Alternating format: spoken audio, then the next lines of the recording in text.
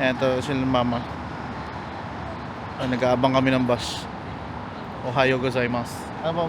Ohayo gozaimasu. Na nasa Taiwan. Taiwan ka. Okay lang yun. Ano ba?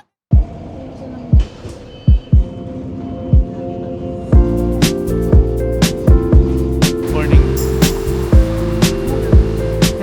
Sakura. Ayan, ang dami. Magandang umaga mga katangahan. Nandito na tayo sa Sakura, sa Lohas Park. Cherry blossoms. So hindi ko na kailangan pumunta ng Japan ng peak season of March. Nakakita na ako ng Sakura. Pero ano nga ba talaga ang tawag dito? Cherry blossom siya eh.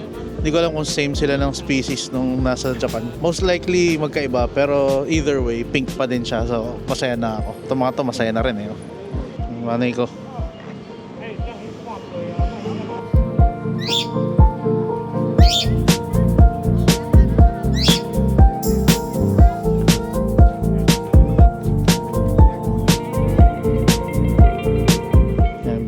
Pinipicture nila yung doll.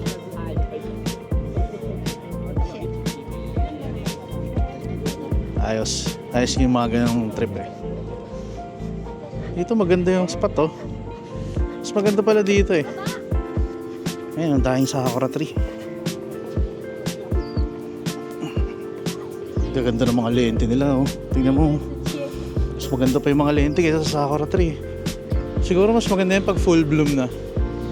Hindi pa full bloom yan eh. Ano masasabi mo sa experience so far? Na makakita ng gantong kagandang mga bulaklak na nakikita lang natin to sa plastic lang eh. Tsaka mga pelikula. Ngayon in real life may mga bubuyog pa. Ayan oh. Daming bubuyog. Dito tayo. Ayan di ba? Diba? Sakura. Di lang pwedeng pumitas eh. Bubuyog pa. Mga nasa side siguro ko pwedeng kunin. Ito. Nalaglag.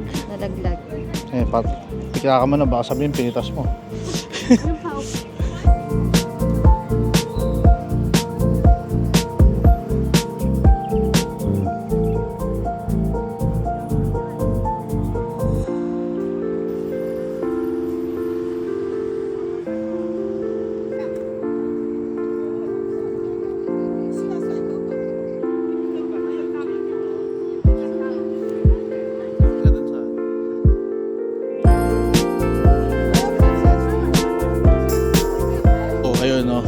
Dito na natin tatapusin yung video since sobrang dami ng tao.